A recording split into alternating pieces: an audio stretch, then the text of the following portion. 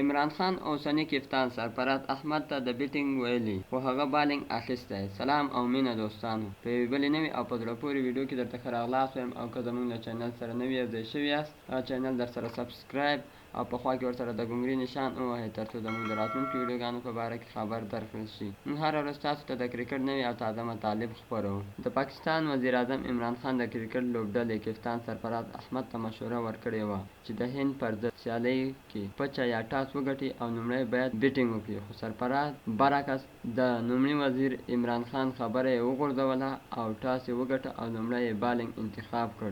عمران خان د هند سره د سیالۍ نه نږدې 2.5 ساعته وړاندې په ټویټر کې لوبډلې ته مشوره ورکړې وه. خان د لوبډلې کپتان سرفراز ته مشوره ورکړې وه چې ټاس وګټي او لومړی باید بیټینګ واخلي. هغه ویل د سیالۍ د ګټلو حکمت عملي په نظر کې وساتئ او تجربه کار بالران میدان ته کوزول پکار دي. خراب لوبغاړي زیاتره ښه لوبه نشي کولی او نن میچ باید په ښه سوچ او تدبیر سره وکړئ.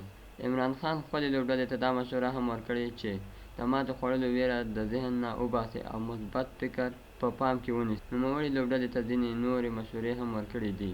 خو د پاکستان او هند ترمنځ د تیرو نړیوالو سیالیو تاریخ ته که وکتل شي، په تیرو وختونو کې د دواړو لوبډلو 6 ځلې یو بل سره مخامخ شوي، خو تل یې پاکستان ته سترې ماتې ورکړي. دواړو لوبډلې نن د اتوار یعنې یکشنبې په ورځ د انګلینډ په مانچسټر کې یو بل سره مخامخ شول او سیالۍ د پاکستان پر وخت ماسپښین 2:30 بجې پیل شوې ده.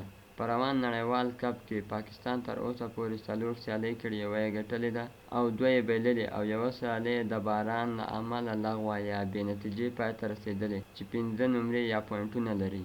هند بیا 3 سیالۍ ترسره کړي، 2 یې ګټلې او یوه یې بې پایله یا بې نتیجې پای ته رسېدلې چې په خپل مقام یعنې 5 پوینټونه یا نمرې لري. پاکستان او هند تر اوسه پورې په ټوټال 131 ورځنۍ سیالۍ کړي.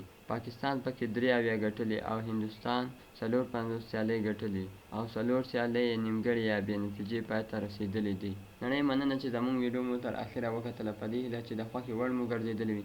د لا ښکلو او په زړه پورې ویډیوګانو لپاره زموږ چینل سبسکرایب کړئ. والسلام.